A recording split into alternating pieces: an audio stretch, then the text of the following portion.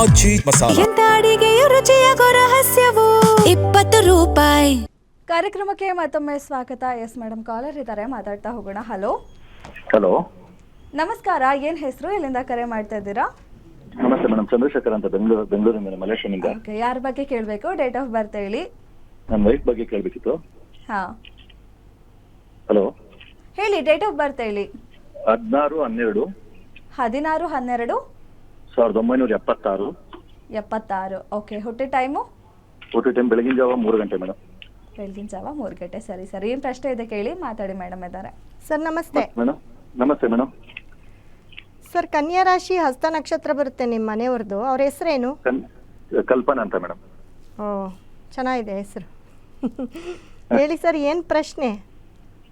ಏನಿಲ್ಲ ಮೇಡಮ್, ಇಲ್ಲ ಮಧ್ಯಾಹ್ನ 3 ಗಂಟೆ ಹುಟ್ಟಿದ್ದು ಮೇಡಮ್. ಇದು ಮಧ್ಯಾಹ್ನ 3 ಗಂಟೆನಾ?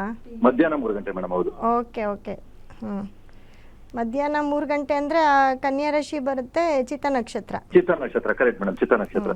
ಚಿತ್ತ ನಕ್ಷತ್ರ ಬರುತ್ತೆ. ನೀವು ಬೆಳಗಿನ ಜಾವ ಅಂತ ಹೇಳಿದ್ರಿ, ಗುರುವಾರ ಬರುತ್ತೆ. ಇಲ್ಲ ಹೌದು ಮೇಡಮ್, ಕರೆಕ್ಟ್ ಮೇಡಮ್, ಕರೆಕ್ಟ್.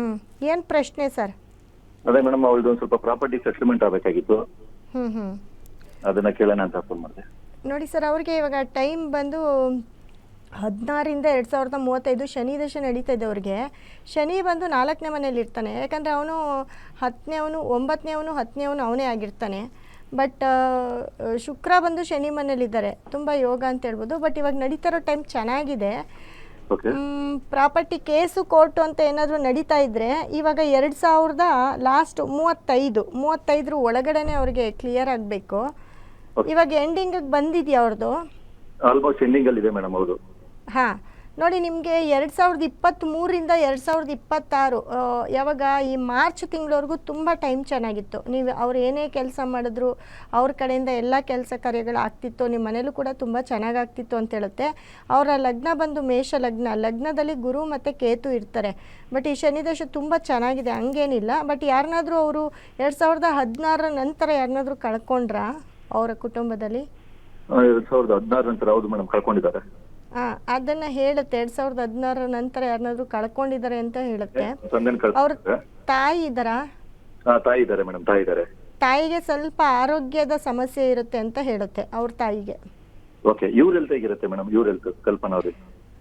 ಇವ್ರ ಹೆಲ್ತ್ ಸರ್, ಇವ್ರ ಹೆಲ್ತು ಶನಿದಶೆ ಸ್ವಲ್ಪ ನರಗಳ ನೋವು ಜಾಸ್ತಿ ಆಗ್ತಾ ಇರುತ್ತೆ, ನರಕ್ಕೆ ಸಂಬಂಧಪಟ್ಟಂಥ ನೋವು ಜಾಸ್ತಿ ಆಗ್ತಿರುತ್ತೆ. ಮತ್ತು ಕಾಲು ಅಂತ ಬಂದಾಗ ಪಾದಗಳನ್ನೆಲ್ಲ ತುಂಬ ಕೇರ್ಫುಲ್ಲಾಗಿ ಇಟ್ಕೋಬೇಕಾಗುತ್ತೆ. ಶನಿದಶೆ ನಡೀತಾ ಇದೆ, ಏನಾದರೂ ಒಂದು ಸಣ್ಣ ಮುಳ್ಚುಚ್ಚಿ ಅಥವಾ ಏನಾದರೂ ಗಾಯ ಆದರೆ ಅದು ತುಂಬ ಅವ್ರಿಗೆ ನೋವು ಕೊಡುತ್ತೆ. ಅವ್ರಿಗೆ ಶುಗರ್ ಇರಲಿ ಬಿಡಲಿ ಆದರೂ ಅದೆಲ್ಲೋ ಒಂದು ಕಡೆ ತುಂಬ ದಿನ ಹಾಸ್ಪಿಟಲ್ಗೆ ಹೋಗಿ ಬರೋದು ಈ ಥರದ್ದು ಆಗ್ತಾ ಇರುತ್ತೆ.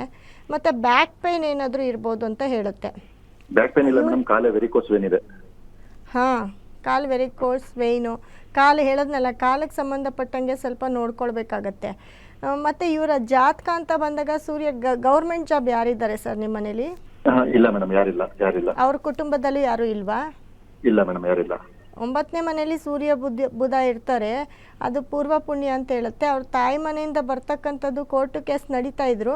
ಬಟ್ ಆಗುತ್ತೆ ಸರ್, ಈಗ ಅವ್ರದ್ದು ಶನಿದಶೆ ಶುಕ್ರ ಭುಕ್ತಿ ಮುಗಿಸ್ಕೊಂಡು ಅವರು ಸೂರ್ಯ ಭುಕ್ತಿಯಲ್ಲಿ ಇರ್ತಾರೆ 26. ಈ ಸೂರ್ಯ ಭುಕ್ತಿಲಿ ಏನಾಗುತ್ತೆ ಅಂತಂದರೆ, ಶನಿದಶೆ ಅಲ್ವಾ, ಸ್ವಲ್ಪ ಮನೇಲಿ ಕೋರ್ಟು ಕೇಸು ರಾಮಾಯಣ ಪಂಚಾಯಿತಿಗಳು ಜಾಸ್ತಿ ಆಗ್ತಾ ಇರುತ್ತೆ. ಇಲ್ಲ ಯಾರ ಜೊತೆನಾದರೂ ಮನಸ್ತಾಪ ಬಂದಿರತಕ್ಕಂಥದ್ದು, ಮಾತು ಬಿಡೋವಂಥದ್ದು, ಒಟ್ಟು ಪ್ರಾಪರ್ಟಿ ಇದ್ದರೆ ನಿಮ್ಮ ಕುಟುಂಬದಲ್ಲಿ ಮಾತುಕತೆಗಳು ಜಾಸ್ತಿ ಆಗ್ತಾ ಇರುತ್ತೆ. ಅಂದರೆ ಒಬ್ರಿಗೊಬ್ರಿಗೆ ಕಿತ್ತಾಡೋ ಅಂಥದ್ದು, ಕೋಪ ಮಾಡ್ಕೊಳ್ಳೋ ಅಂಥದ್ದು. ಇದು ಸೂರ್ಯದಶೆ 27ರವರೆಗೂ ಇರುತ್ತೆ. ಹಂಗೆ ಬಗೆಹರಿಸ್ಕೊಳಂಗಿದ್ರೆ ಹರಿಸ್ಕೋಬೋದು. ನೋಡಿ ಸರ್, ಇದೆಲ್ಲ ಸ್ವಲ್ಪ ಈ 27ರವರೆಗೂ ಸ್ವಲ್ಪ ಎಳ್ಕೊಂಡು ಹೋಗುತ್ತೆ ಅಂತ ಹೇಳುತ್ತೆ. 27 ಆದಮೇಲೆ 28ರ ನಂತರ ಚೆನ್ನಾಗಿದೆ, ಅವ್ರಿಗೆ ಟೈಮ್ ಚೆನ್ನಾಗಿದೆ. ಅದಾದಮೇಲೆ ಚಂದ್ರ ಬರ್ತಾನೆ. ನಿಮ್ಮ ಬಗ್ಗೆ ನಮ್ಮ ಆಫೀಸ್ ನಂಬರ್ಗೆ ಕರೆ ಮಾಡಿ ಕೇಳಿ ಸರ್, ಹೇಳ್ತೀನಿ. ಮತ್ತೊಬ್ರು ಕಾಲರ್ ಇದ್ದಾರೆ. Hello. Okay, line cut. Okay madam, line cut ಆಗಿದೆ. ಮೇಡಮ್ ಅವ್ರು ಯಾವ ರೀತಿ ಅಂದ್ರೆ ಏನಾದ್ರೂ ನೀವು ಹೇಳ್ತಾ ಇರ್ತೀರಾ ರೆಮಿಡೀಸ್ಗಳು ಯಾವ ರೀತಿ ಮಾಡ್ಕೊಳ್ಬೇಕು ಅಂತ ಇವಾಗ ಹೇಳಿ? ನೋಡಿ ಅವ್ರಿಗೂ ಹೇಳ್ದೆ ನಾನು, ಇದಕ್ಕೆ ಸಂಬಂಧಪಟ್ಟಂಗೆ ಕೋರ್ಟು ಕೇಸ್ಗೆ ಅಂತಾನೆ ಸ್ಟೋನ್ ಇರುತ್ತೆ, ನಾವು ಕೊಡುವಂತಹ ಕೆಲವೊಂದು ಕ್ರಿಸ್ಟಲ್ ಸ್ಟೋನ್ಸ್, ಯಾಕಂದ್ರೆ ಆ ಗ್ರಹಕ್ಕೆ ಸಂಬಂಧಪಟ್ಟಂಗೆ ಅವ್ರಿಗೇನು ಪ್ರಾಬ್ಲಮ್ ಇದೆ, ಅವ್ರಿಗೇನು ದಶಾಭುಕ್ತಿ ನಡೀತಿದೆ ಅನ್ನೋದನ್ನ ನೋಡಿ ಕೊಡ್ತೀವಿ. ಅದರಲ್ಲೂ ಇವಾಗ ಅವ್ರ ಜಾತಕ ತೋರಿಸ್ಕೊಂಡ್ರು, ಅವ್ರು ಇನ್ನೊಂದ್ಸತಿ ಅವ್ರ ಜಾತಕನೂ ತೋರಿಸ್ಕೊಂಡಾಗ ಮನೇಲಿ ಆಲ್ರೆಡಿ ಇಬ್ಬರು ಇರ್ತಾರೆ.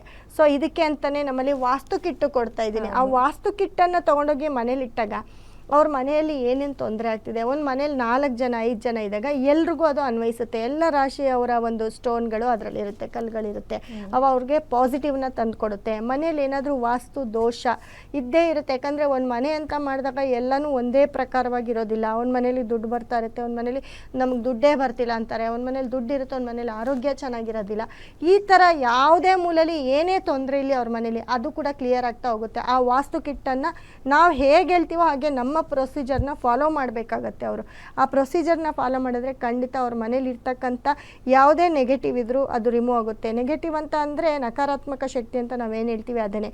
ನೆಗೆಟಿವ್ ಅಂದರೆ ಬರೀ ಕೆಟ್ಟದ್ದು ಅದು ಇದು ಅಂಥದ್ದು ಅಲ್ಲ.